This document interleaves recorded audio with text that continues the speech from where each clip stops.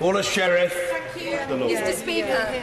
I genuinely do not seek to stifle robust debate, but this evening the Prime Minister has continually used pejorative language to describe an Act of Parliament passed by this House. And I'm sure that you would agree, Mr. Speaker, that we should not resort to using offensive, dangerous or inflammatory language for legislation that we do not like. And we stand here, Mr. Speaker, under the shield of our departed friend, with many of us in this place subject to death threats and abuse every single day. And let me tell the Prime Minister that they often quote his words: surrender act, betrayal, traitor, and I, for one, am sick of it.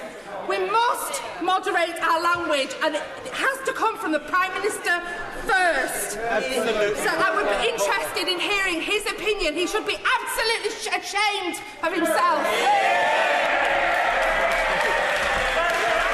I think, Mr. Speaker, I have to say, Mr. Speaker, I have to say, Mr. Speaker, I've never heard such humbug in all my life. Because the reality is, this is a bill.